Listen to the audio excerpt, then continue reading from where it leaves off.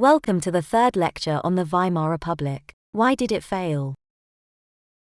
This lecture will focus on the Stresemann years, from 1923 until 1929. In the last lecture, we explored how the Weimar Republic was put under considerable pressure during the first 4 years of its life. In this lecture, we will examine how a Weimar politician named Gustav Stresemann worked to stabilize the German economy and improve foreign relations so to alleviate this pressure placed on the government.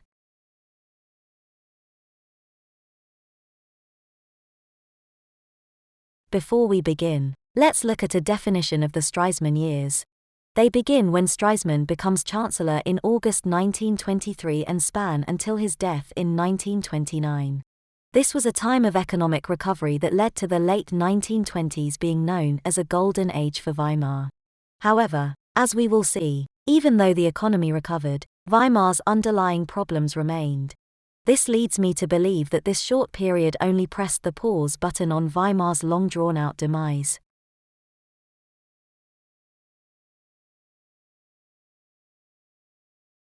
This lecture will be split into 4 parts. The first section will look at why some historians consider Stresemann to be Germany's superhero or guardian angel. The second section will look in particular at how he grew the German economy. The fourth section will examine how he improved foreign relations, especially with the Allied powers. Finally, we will look at the social impact this had on the people of Germany and how this resulted in a cultural boom.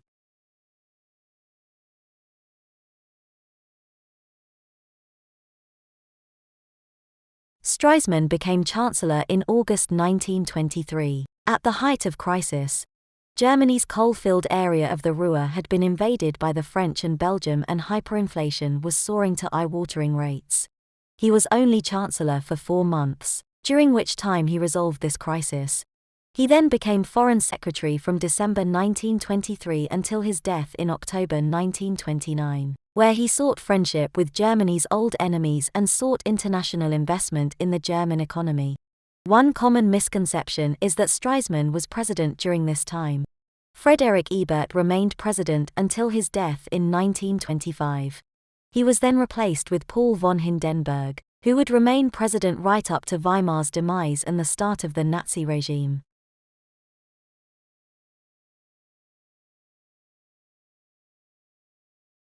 This shows a contemporary German cartoon. Stresemann is represented as a guardian angel who is guiding the Weimar Republic, shown as a vulnerable small boy, along a tightrope. You can see he is guiding Weimar away from a pit of snakes, symbolic of danger and deceit, and towards a garden of flowers, representing prosperity and peace. The cartoon came with a caption, "He protects against the right, he protects against the left." This is reference to the extremist parties at the time that want to see Weimar destroyed. It shows that Stresemann was a moderate who believed in the values of democracy.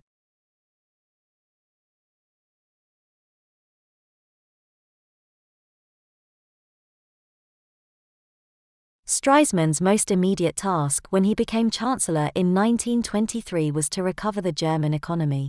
Due to hyperinflation, Germany's currency, the Deutschmark, had become worthless. Therefore, Stresemann got rid of this currency and replaced it with the Rentenmark. This put an immediate end to hyperinflation. However, it had 2 problems. Firstly, those who lost their savings or pensions due to hyperinflation were unable to recover this. Secondly, the Rentenmark was backed by grain from the agricultural industry rather than by gold reserves. This meant it wasn't part of the gold standard and so it was weak. This meant it was only a temporary measure to resolve the crisis. To help resolve the problem further, Stresemann negotiated a payment to the French and Belgium so that they would finally leave the Ruhr.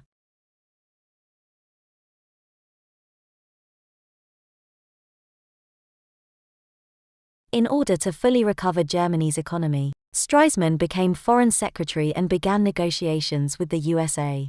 He agreed a loan and repayment plan that would allow Germany to repay their reparations bill.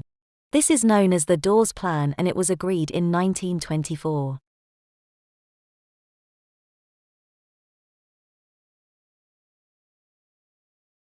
The USA gave Germany a loan. Germany was then able to use some of that money to invest in their own economy, by building more factories and boosting industrial production. They then sent a portion of the money to the Allied powers, such as France, Britain and Belgium, so that they can repair their post-war economy.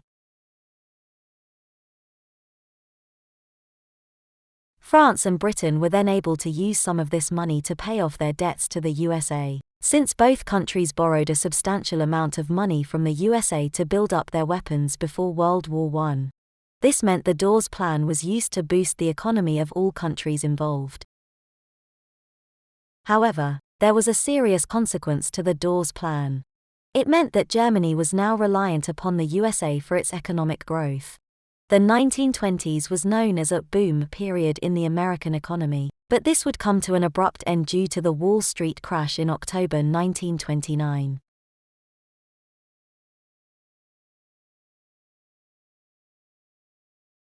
The Dawes Plan with America helped to substantially improve Germany's relationship with the Allied powers. However, it was not the only thing that Stresemann did.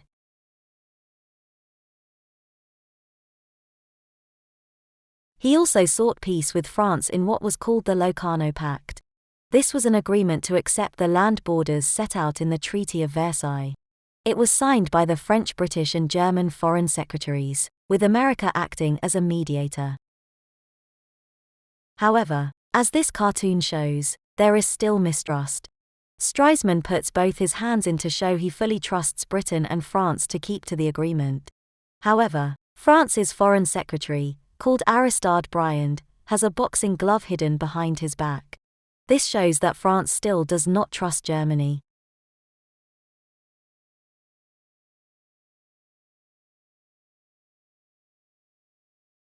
Another significant way that Stresemann improved foreign relations was his negotiations to allow Germany into the League of Nations. The League of Nations was the precursor to the UN. It was an organization with representatives of most countries in the world. It was designed to encourage diplomacy and compromise, to hopefully prevent another world war. This newspaper article shows the original problem. In 1920, when the League was formed, Germany was excluded. The cartoon shows that the German people would feed their children with a desire for revenge for the way they were treated after World War I. The heading states why we must have a League of Nations. This shows how the British public feared another big war. However, when the League was formed, Germany were excluded, leaving them isolated. Stresemann remedied this. Germany was allowed to join as a council member in 1926, which means they had an important position and the power to veto any decisions they disliked. This helped the international community to see that Germany was an important nation, despite their defeat in the war.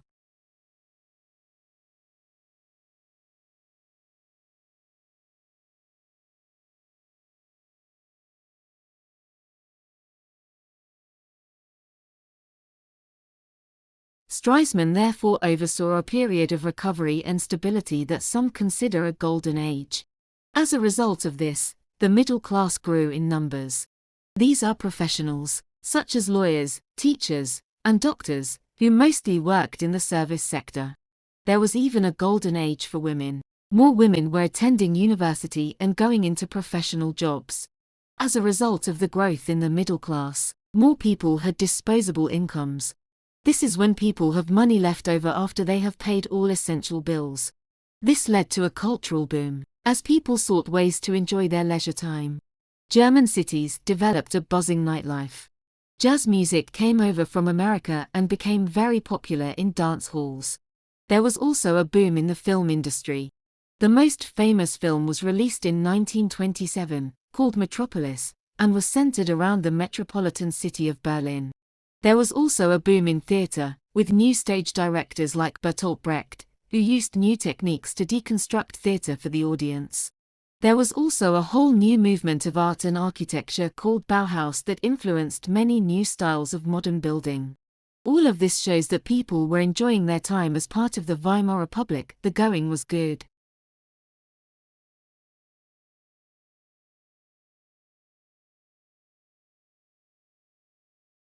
This worked as a virtuous cycle. The bright lights of Berlin drew more people to the capital.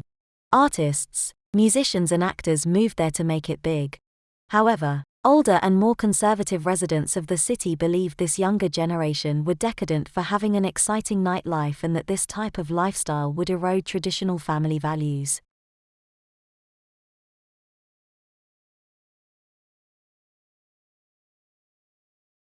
However, Germany remained a largely rural country. Outside of the cities, the culture did not change much at all and people held onto traditional values passed down the generations. They looked upon these cultural changes in the city with a mixture of confusion and increasing alarm.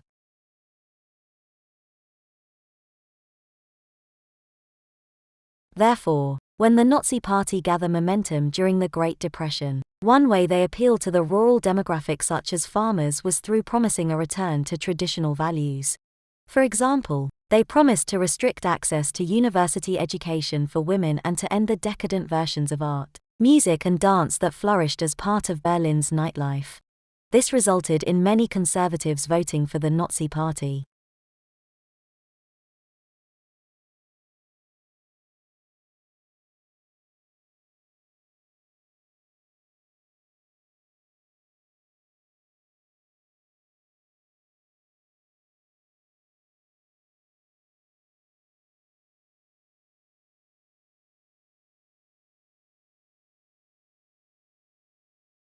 Let's go back to the overarching question of why did the Weimar Republic fail? We have spent the majority of this lecture discussing positive achievements by the Weimar politician Gustav Stresemann. However, we can also see that within these successes were seeds of destruction that were slowly growing. These seeds would then suddenly explode on the 29th of October 1929 with the Wall Street crash. Stresemann himself had died only a few weeks prior, which meant Germany did not have their superhero to see them through this next crisis. If asked to write an extended response on this question, open it by explaining how Stresemann is often considered a hero, but that his era was not wholly positive. Discuss how Stresemann achieved economic recovery after the crisis year of 1923, but that this recovery was reliant on loans from the USA. Then explain how he also built up stronger relations with foreign powers, and give either the Locarno Pact or the League of Nations as an example. However, explain that just because Germany was now welcomed into diplomatic discussions, does not mean that her old enemy of France trusted her. Finally, link the economic recovery under Stresemann to the cultural boom and explain how young people from the middle class especially benefited from this. However, it is important to note that many older people, in rural areas, strongly disapproved and feared that these lifestyle changes would erode traditional German values. I would therefore conclude that whilst Stresemann oversaw a period of stability and growth, he did not solve any of the major underlying problems that Germany faced. In our fourth lecture, we will examine the impact of the Wall Street crash on Germany, in the form of the Great Depression. We will link this to the rise of the Nazi Party and then, finally, the demise of the Weimar Republic.